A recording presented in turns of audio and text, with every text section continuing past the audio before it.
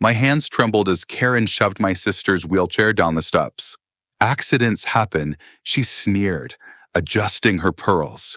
What she didn't know, I wasn't just a brother fighting for his sister. By sundown, her perfect HOA empire would collapse because federal judges live for ADA violations, especially when their sister's blood stains the concrete. It began 6 months ago when Emily moved in. Before her move, Oakwood Estates was my quiet sanctuary. I'd lived there for 8 years, keeping my personal and professional lives separate. Emily's accident changed everything.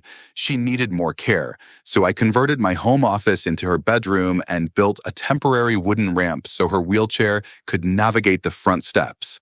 At first, the neighbors were sympathetic. Then Karen Mitchell became president of our HOA, and the petty rules turned vicious. First, it was grass half an inch too tall. Then trash cans violating sunset. But Emily's ramp? Karen called it architectural treason. She was relentless. At one board meeting, she tapped her manicured nails on the table and said, "Maybe cripples shouldn't live here," loud enough for the entire board to chuckle. My fist clenched. Cripples. The word hung like a noose. Yet I held my tongue for Emily's sake. She needed my focus, not an outburst. I showed Karen the building permits, contractor estimates, and a doctor's note verifying Emily's mobility issues. None of it mattered. Rules are rules, she said, lips twisting into a fake smile.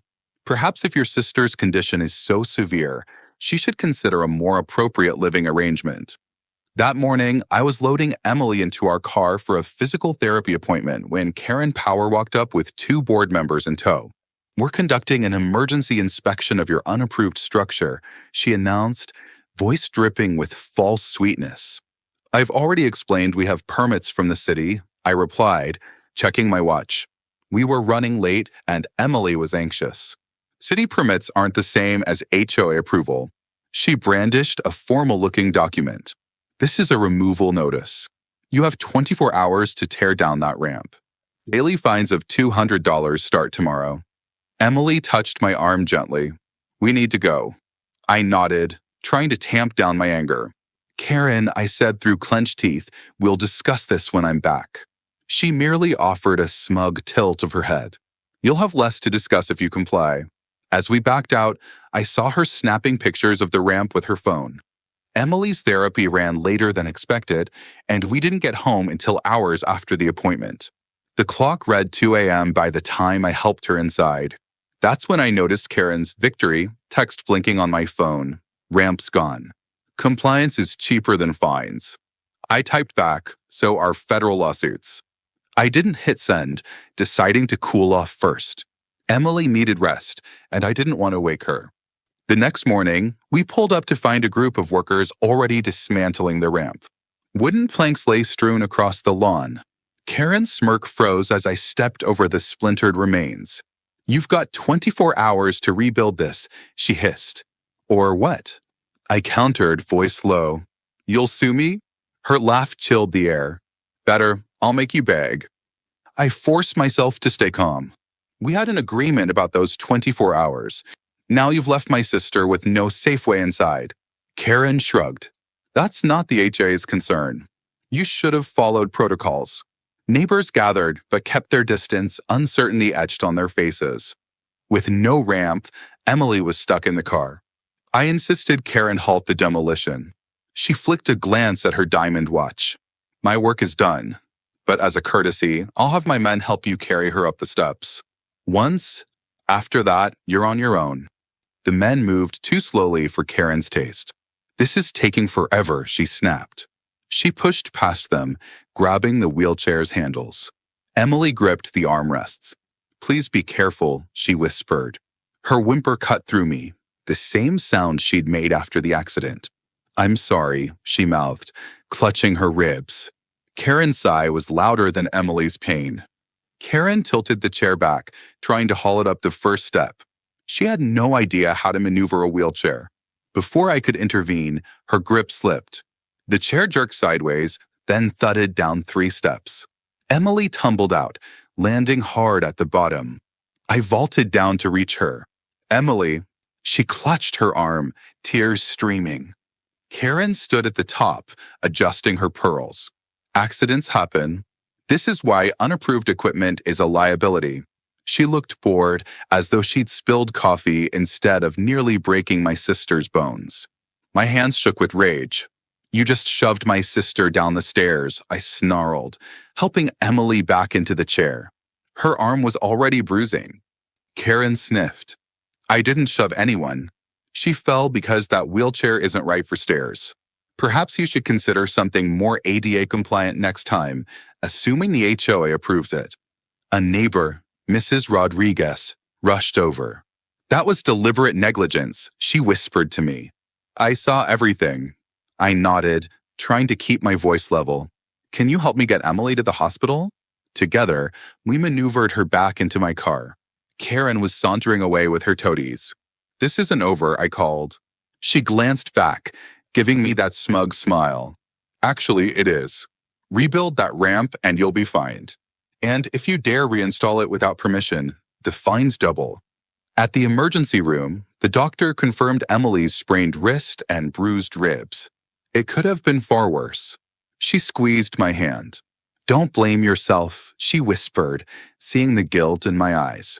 You couldn't have known she'd do something so awful, but I should have. Karen's venom was obvious. I just underestimated how brazen she would be. As we left, the doctor pulled me aside. This sounds like a clear ADA violation and possibly assault. I hope you're considering legal action.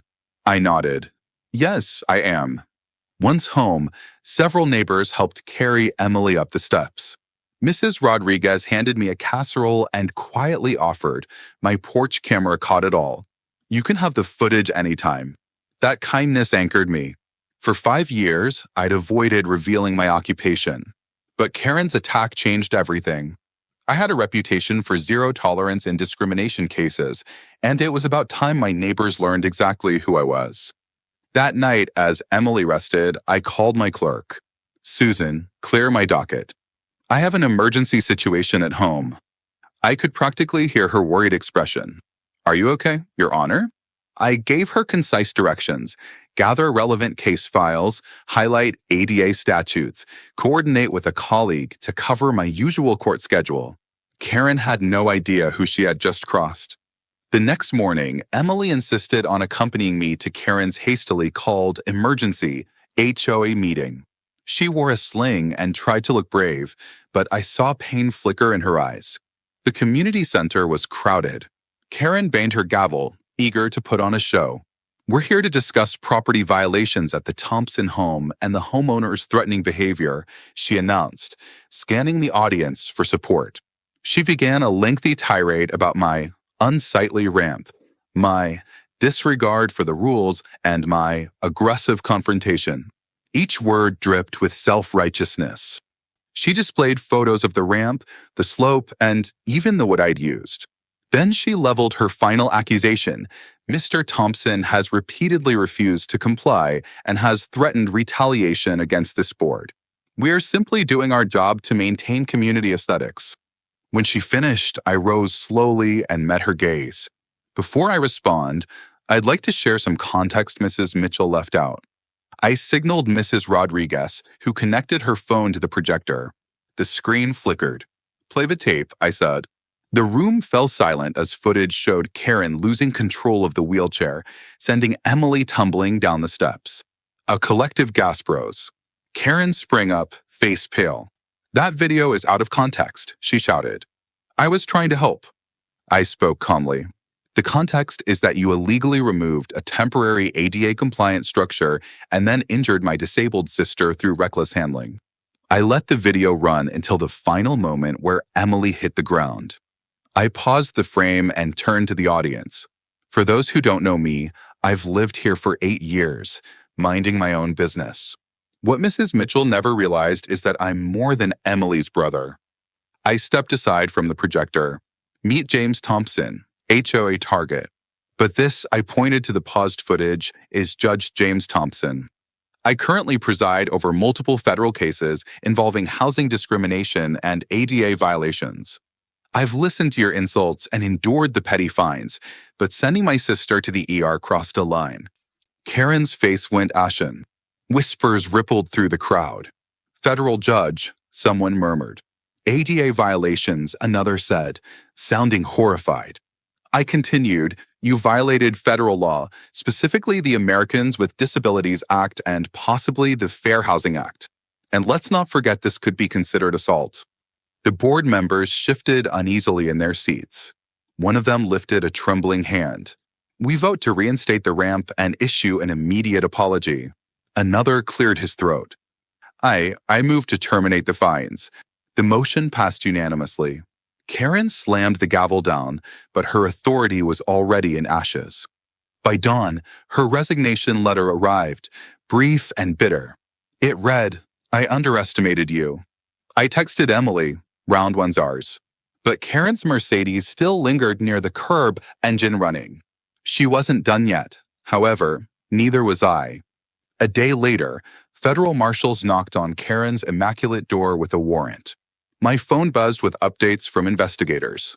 It turned out Karen had more skeletons than a mere hatred for ramps. She'd been funneling HOA funds into personal accounts under administrative expenses. Years of financial misdeeds unraveled in a matter of days. The marshals seized computers and ledgers. Karen's frantic attempts to explain only dug her deeper. Meanwhile, the HOA board scrambled to distance themselves from her. A new interim president stepped up, promising to rectify all accessibility issues. He started an accessibility fund, using recovered money to construct permanent ramps, better sidewalks, and safer community facilities. Emily was the first beneficiary. Our old wooden ramp was replaced by a sturdy, HOA-approved structure with no cost to us. Karen faced serious charges, fraud, embezzlement, and multiple ADA violations. In federal court, she watched in horror as the evidence played on a large screen, every letter of incriminating text, every forged ledger entry, every second of security footage. She glared at me across the courtroom, but her arrogance had vanished. She received 2 years in prison for the financial crimes and a substantial fine for the ADA infractions. The judge also issued a permanent injunction preventing her from serving on any HOA board again. When the sentence was read, Karen slumped forward, burying her face in her hands. In the weeks that followed, our neighborhood changed. With Karen gone, people admitted they'd been afraid to speak up, worried about retribution for siding against her. The new HOA board gave me a formal apology. More importantly, they set out to create a welcoming community, one that didn't enforce rules without compassion. Emily's recovery blossomed under that outpouring of support. Neighbors visited, brought meals, and offered rides to her physical therapy sessions. Slowly, the tension in her shoulders eased. She no longer looked over her shoulder, worried about Karen's next move. 6 months later, an envelope arrived from the penitentiary, addressed to me. Inside was a brief letter from Karen herself. I never understood the damage I was causing. Rules without compassion aren't justice, they're cruelty. I'm sorry for what I did to Emily. I showed Emily the letter. She read it quietly, her expression thoughtful. She thought she was pushing me down, Emily said, but she was really setting herself up for the biggest fall of all. I hugged her, relieved she was safe, and that justice had not only been served, had transformed our entire neighborhood. People often ask me if I regret keeping my position secret for so long. In truth, I just wanted to live in peace, to be a brother who could protect his sister without a gavel in hand. But I've learned it sometimes takes the full weight of the law to stop a bully like Karen. Now, as I walk past our new ramp each morning, I see neighbors exchanging friendly waves instead of suspicious glances. That's the real victory, turning a place ruled by fear into a community built on understanding. Karen's downfall sent a clear message far beyond Oakwood Estates. When the powerful become predators, they'll eventually trip on their own cruelty. And if you threaten a vulnerable person's dignity and safety, someone might just be ready to invoke federal codes you've never even heard of. In the end, Karen's empire collapsed not because of a petty ramp dispute, but because she gave in to malice. The legal system exposed her greed, her discrimination, and her utter lack of empathy. And thanks to that justice, a ramp once scorned as an eyesore became the cornerstone of a better, kinder community, one Emily could finally call home.